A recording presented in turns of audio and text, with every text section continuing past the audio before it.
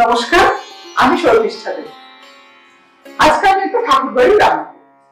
যেহেতু কবিগুরু রবীন্দ্রনাথের আজকে জন্মদিন, তো সেই হেতু এই পুরো সপ্তাহটা জুড়েই তো আমরা কবিগুরুকে স্মরণ করি। আমি তো রান্না ছাড়া খুব একটা বেশি কিছু পারি না, কবিতা পারি না, গানও গাইতে পারি না, পারি রান্না করতে। সেই জন্য আজকে ওনাকে আমি শ্রদ্ধা নিবেদন করবো, একটা ওনার বাড়ির রান্না করবো। এই রান্নাটা একটা গল্প আছে। এই রান্নাটার নাম হচ্ছে কবি সংবর্ধনা বরফি।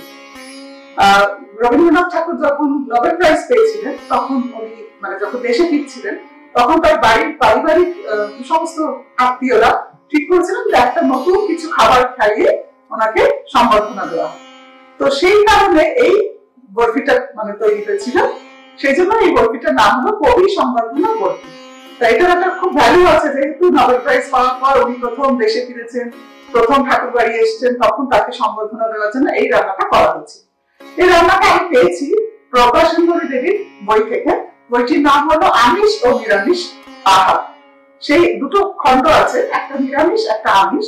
তার একটা পোর্শনে আছে খালি মিষ্টি, সেখানে প্রচুর মিষ্টি, ঠাকুর বাড়ির অদ্ভুত অদ্ভুত মিষ্টি যেরকম আছে, কচু দিয়ে জিলিপি, বেশ ভালো মিষ্টিগুলো, কিন্তু এখন আর সেগুলো করে ওঠা যায় না, একটু ডিফিকাল্ট। তো আজকে আমি কবি সংবর্ধনা বরফি করবো। তাতে একটা অদ্ভুত রেসিপি আছে, অদ্ভুত একটা ইনগ্রেডিয়েন্টস আছে, যেটা দিয়ে বরফি আমরা তো ভাবতেই পারি না। সেটা হচ্ছে ফুলকপি। ফুলকপিটা হলো মেইন ইনগ্রেডিয়েন্টস, তার সঙ্গে আরো অনেক কিছু আছে। তাহলে আমরা চলুন দেখে নিই কবি সংবর্ধনা বরফি করতে কি কি লাগছে। প্রথমে বলেছি ফুলকপি। এখানে বড় বড় ফুলকপির ফুল একটু ভাপিয়ে নিয়ে রাখা আছে। চিনি, এখানে আছে ড্রাই ফ্রুটস। ড্রাই ফ্রুটস এর মধ্যে আছে পেস্তা, কাজু, কিশমিশ, আমন্ড, সবকিছু মিক্স করা আছে। এটা মাপটা আমি পরে বলে দেবো। এখানে আছে আমার খোয়া ক্ষীর, এটা 1/2 কেজি, আর আছে 4-5টা এলাচের গুঁড়ো। লাগছে পরিমাণ মতো ঘি আর গোলাপ জল। আমি গোলাপ এসেন্স ইউজ করছি। আর এখানে আমি রং ইউজ করছি। এটার বদলে প্রজ্ঞা সুন্দরী দেবীর বইতে পাওয়া যায় আলতা পাতা। আলতা পাতা বলে নিশ্চয়ই কিছু জিনিস ছিল, এখন সেটা অ্যাভেলেবল না, এখন এটা পাওয়া যায় না।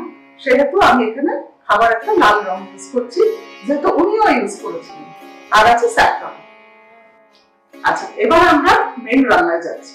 আমি যখন ইনগ্রেডিয়েন্টস বললাম, তখন আমি বলেছি যে আমি লাল রং ইউজ করছি। অরিজিনাল রেসিপিতে আছে কিন্তু আলতা পাতা। আলতা পাতা নিশ্চয়ই তখন কিছু একটা ছিল যাতে নাকি লাল রং আসে। আমি পুরো রেসিপিটা পড়েছি, পড়ে দেখলাম পদ্ধতির মধ্যে লেখা গেছে যে ওই আলতা পাতাটা জলে গুলে সেটা দিয়ে লাল রং করা। তো সেই অথেন্টিক রেসিপিটা আমি ফলো করছি বলে আমি লাল রং দিচ্ছি। যদি আপনারা মনে করেন ওটা দেবেন না, তাহলে নাও দিতে পারেন, কোনো অসুবিধা নেই। কিন্তু যেহেতু আমি একদম প্রজ্ঞা সুন্দরী দেবী রান্না পুরোপুরি ফলো করি, সেই জন্যই আমি আজকে লাল রংটা তার সাবস্টিটিউট হিসেবে ইউজ করলাম। প্রজ্ঞা সুন্দরী দেবী ছিলেন মহর্ষি দেবেন্দ্রনাথের তৃতীয় পুত্র, হেমেন্দ্রনাথ ঠাকুরের দ্বিতীয় কন্যা। অর্থাৎ উনি একদম ডাইরেক্ট রিলেটিভ ছিলেন রবীন্দ্রনাথ ঠাকুর। তো চলুন এবার রান্নাটা শুরু করা। আচ্ছা, ইন্ডাকশন অন করলাম। প্রথমে দেবো আমি ঘি। এখানে 1 টেবিল চামচ মতো আমি ঘি দিলাম।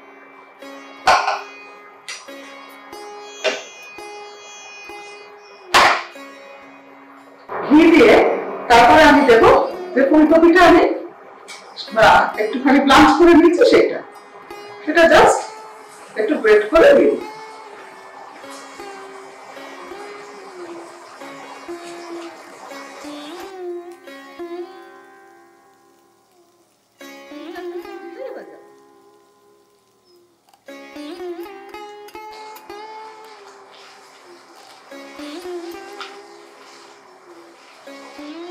এবার এটাকে ভালো করে একটু ভাজতে হবে,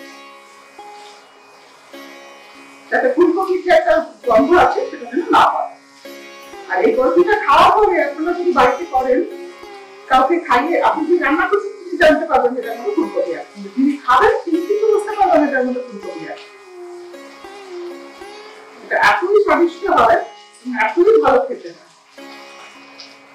এটা ভালো করে ভাজা হয়ে গেল। এবার আমি এর ভিতরে বাকি জিনিসগুলো দেবো। একটা 3-4 এলাচের গুঁড়ো করে রেখেছি, সেটা আমি দিয়ে দিলাম।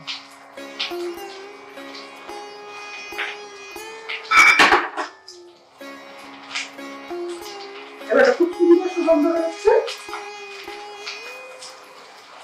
এই পর্যায়ে আমায় দিতে হবে খোয়া ক্ষীরটা গ্রেট করা। আমি এখানে হাফ কেজি মতো খোয়া ক্ষীর নিয়েছি।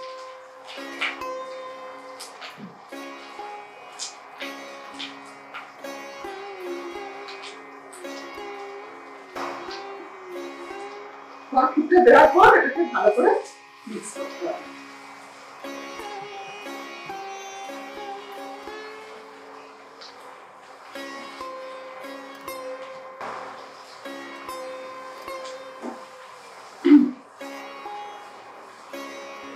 ভালোভাবে মিশে গেলে তখন আমি চিনি দেব। চিনি দিলেই আবার ব্যাপারটা একটু লুজ হয়ে যায়।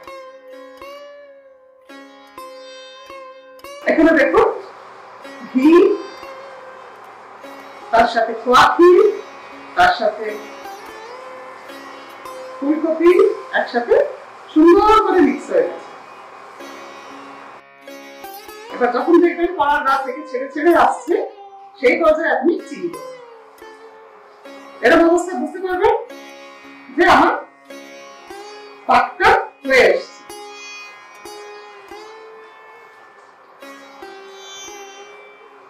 এবার আমি দেবো চিনি।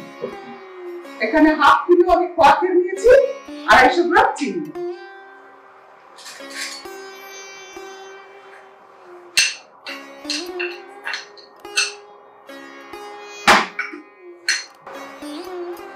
চিনি দিয়ে এবার এটাকে ভালো করে মিক্স করতে হবে।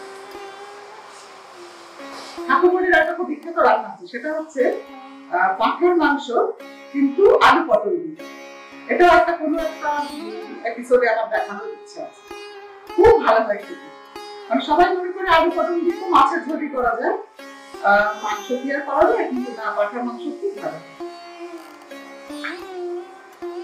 এবার এটাকে ভালো করে নাড়তে হবে যেন তলায় ধরে না যায়, আর চিনিটা যতক্ষণ না গলবে ততক্ষণ এটাকে নাড়তে হবে। আচ্ছা, এবার দেখো কড়া থেকে ছেড়ে এসছে, পাকটাও পুরো রেডি হয়ে গেছে। সেই সময় আমি দেবো এই ড্রাই ফ্রুটস। পুরো ড্রাই ফ্রুটসটা আমি দিয়ে দিলাম।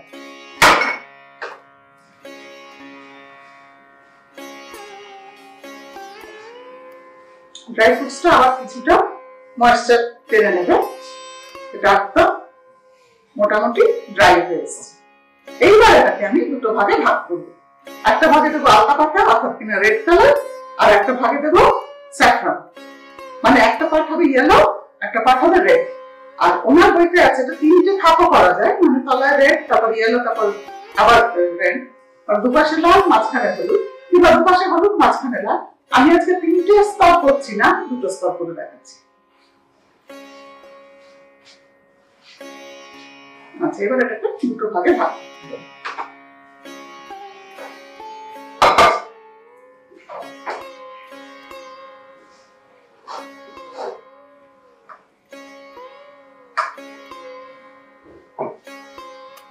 মোটামুটি সমান ভাগে ভাগ হয়েছে।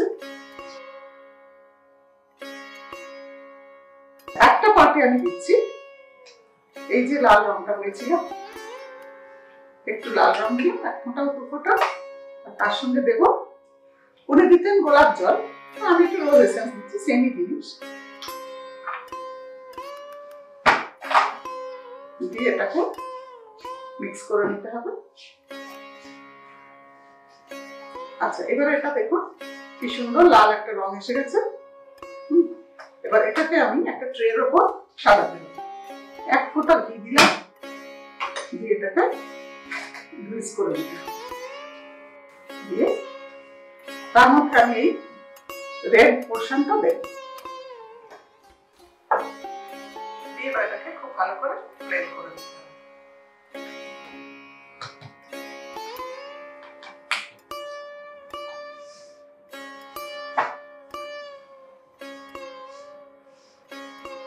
ব্লেন্ড করে দিয়ে তার উপরে আমি রেড ইয়েলোটা দেব। ইয়েলো পোর্শনটার মধ্যে আমি দেবো স্যাফরন আর গোলাপ জল। যে পোর্শনটা আমি রেখেছিলাম সেই পোর্শনটা আবার নিয়ে নিলাম।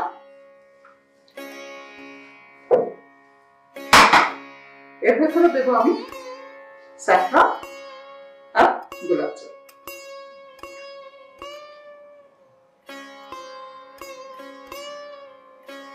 আচ্ছা, এবার দিচ্ছি আমি রোজ এসেন্স।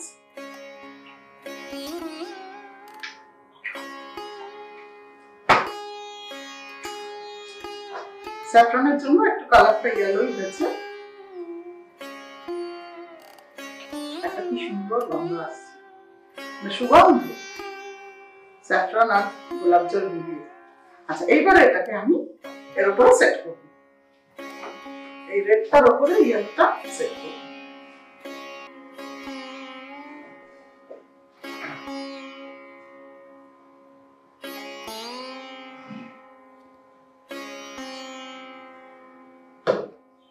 এটা খুব সন্তর্পণে করতে হবে যাতে নিচের এটা ডিস্টার্ব না হয়।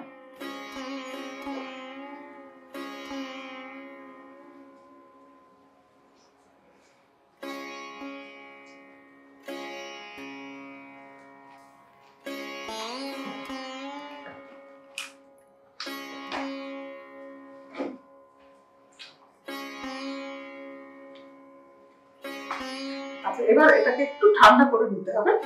ঠান্ডা করলে আপনারা ঘরে যখন করবেন তখন ঘন্টাখানেক এটাকে রেখে দেবেন। আমার তো অত টাইম নেই, তাই আমি হালকা একটু ঠান্ডা করে নিলাম, দিয়ে তারপর আমি এর উপরে দেবো টক।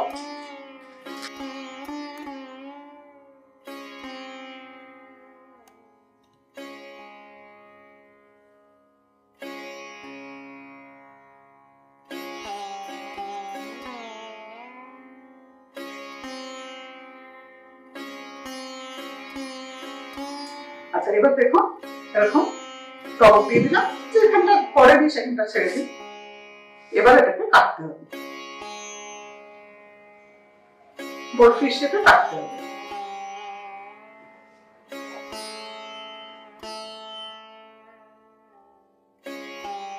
তৈরি হয়ে গেল আমাদের কবি সংবর্ধনা বরফি।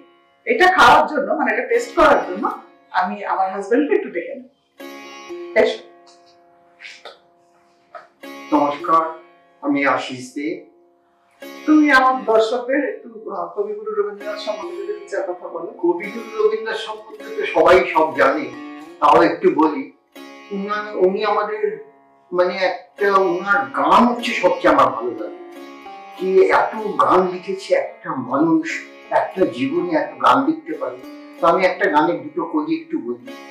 তুমি কেমন করে গান করো রে গুণী, আমি অবাক হয়ে শুনি, শুধু শুনি তুমি কেমন করে গান করো রে গুণী।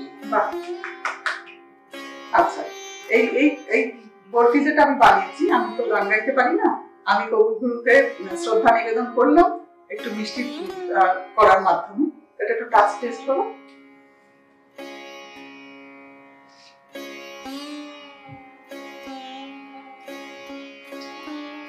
ভালো হয়েছে?